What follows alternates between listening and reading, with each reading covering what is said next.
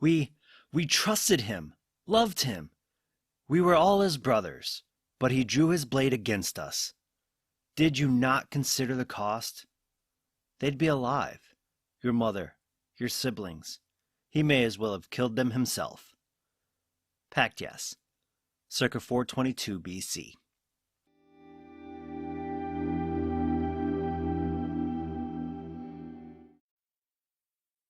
Hello, I'm Andrew, and I want to welcome you to Visions of the Past, a podcast all about the lore of Assassin's Creed. This is episode 101, and today we're taking a topic that was suggested by Sabishi River on Instagram, and that is to talk about Artabanus of Persia. Right now, you might be running through your memories trying to think if you know who this character is. Well, let me put you to rest.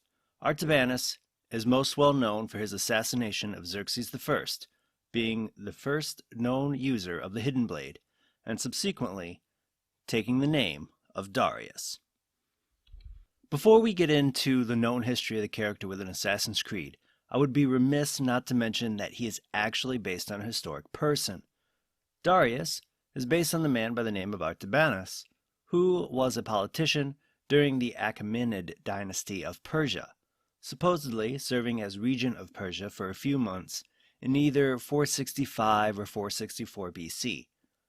There are also reports of him serving as Xerxes I's chief official, but serving either as his head bodyguard or his vizier.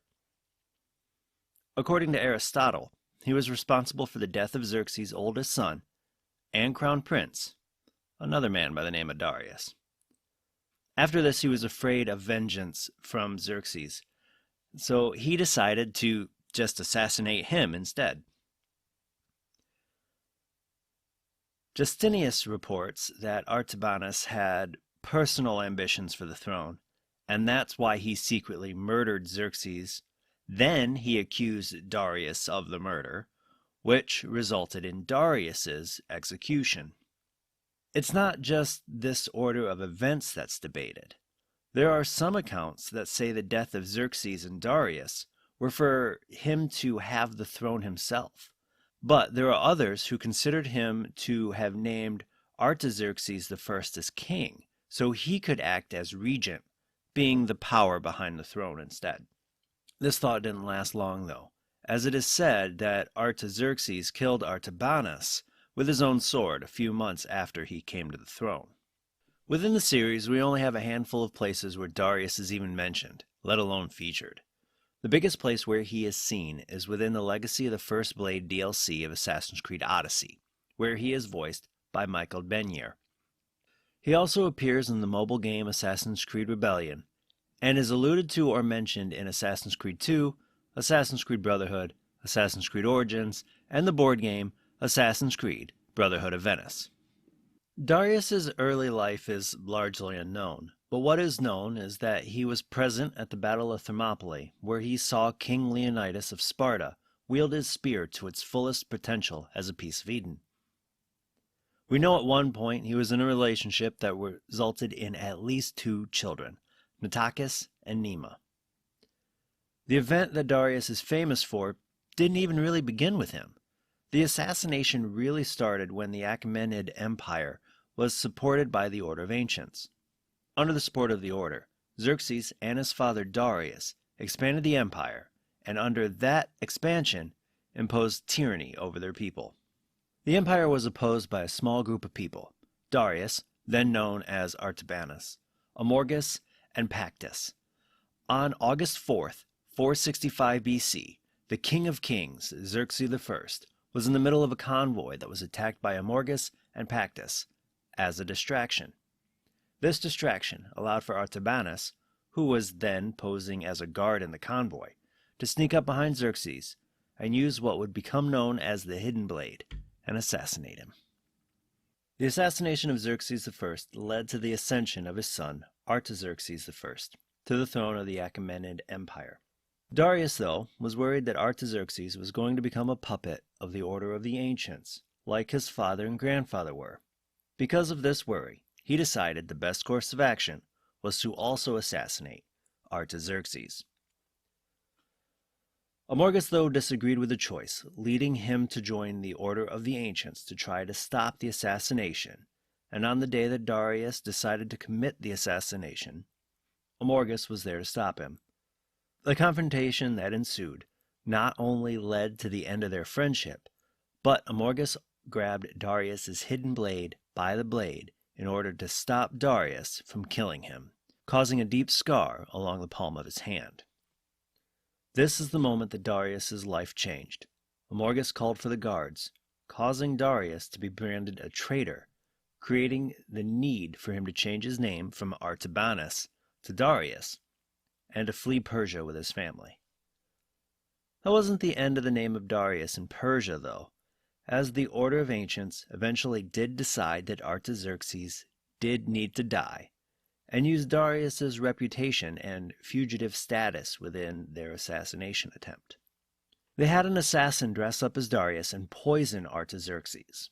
While the assassin failed to take Artaxerxes' life, it did take his eyesight, and eventually Artaxerxes spread the tale of his death by Darius so that he could escape Persia. Unfortunately for Darius, though, the Order of Ancients followed him from Persia. During the escape, both Nema and her mother, along with an untold number of siblings, lost their lives, but eventually Darius and Nitocris made it to Greece. They ended up settling within a tomb in Macedonia, and for a time they were able to remain off the Order's radar.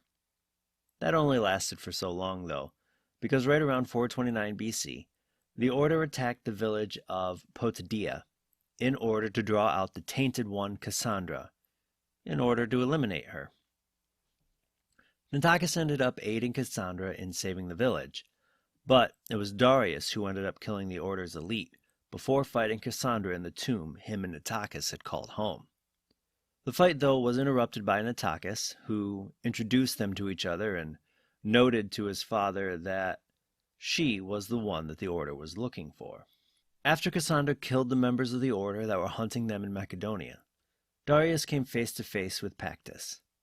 After being assassinated, Pactus revealed the shared history between himself and Darius to Cassandra and Nitocris, but after his death, Darius did give him a proper burial.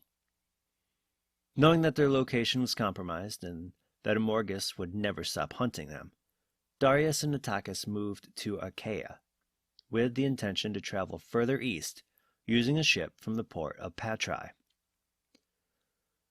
Wasn't long after they arrived, though, that a Persian naval fleet began to blockade the city, causing the two to put their plans to leave on hold. Worried that the Order of the Ancients might be responsible, Darius sent Cassandra a letter asking her to help them out. When Cassandra arrived, sometime around 422 BC, Nitocris had gone into hiding after helping some refugees at the Tekios of Heracles, and helped Darius find him.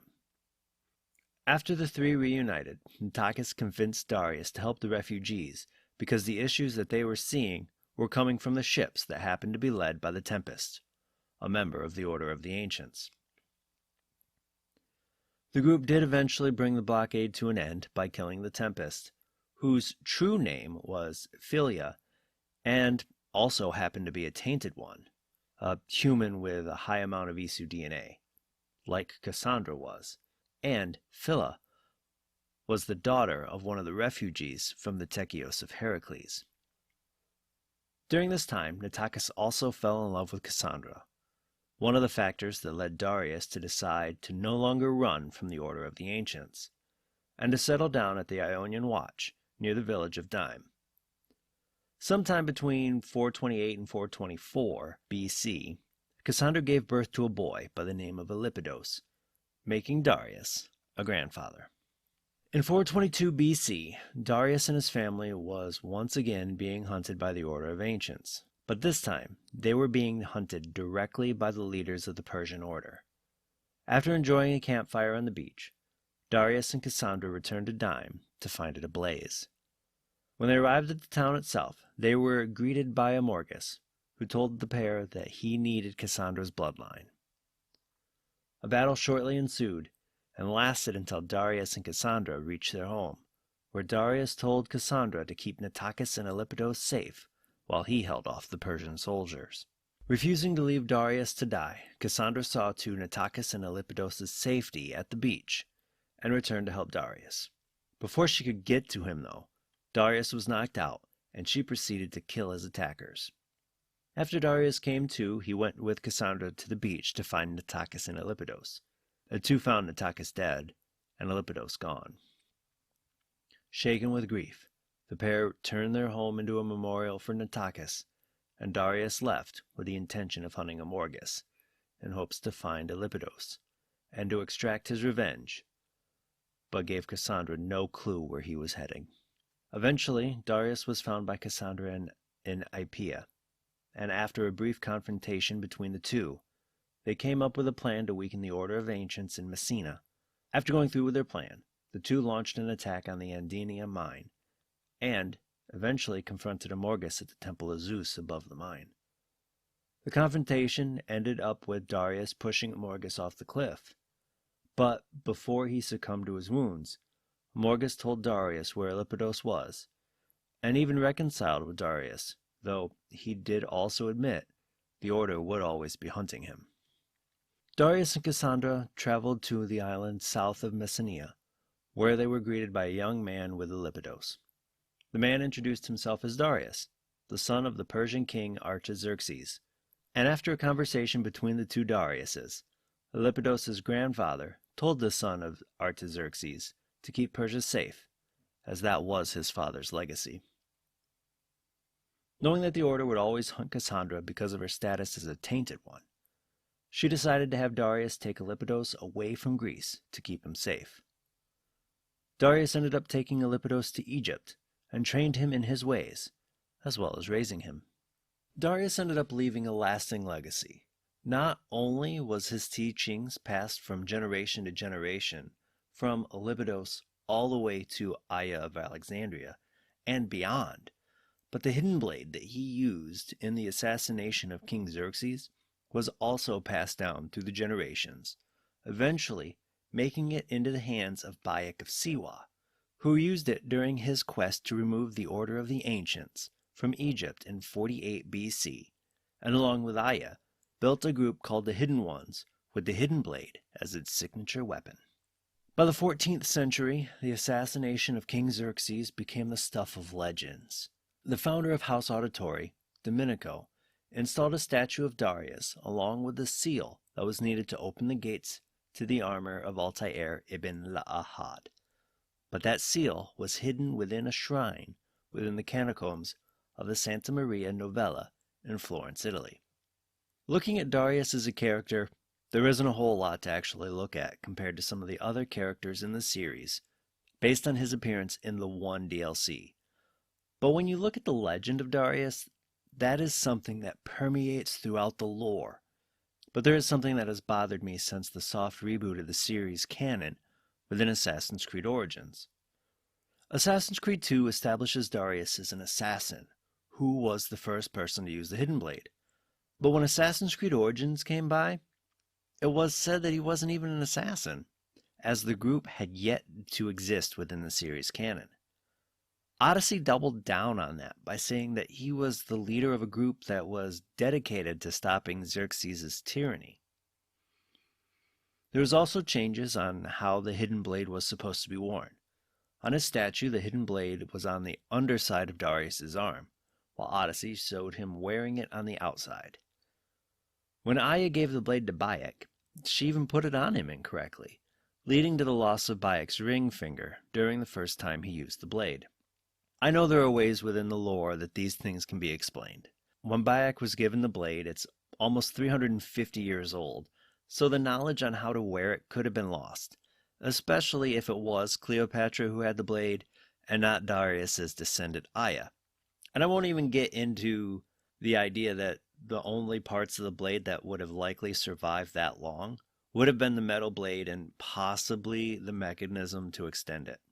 I've also seen some people within the Assassin's Creed community state that the assassins probably saw Darius and the others who were honored within the sanctuary as assassins, because without them and what they stood for, the assassins probably never would have existed, or the Italian assassins during the Renaissance might have thought the Order of Assassins was much older than their public historical foundations.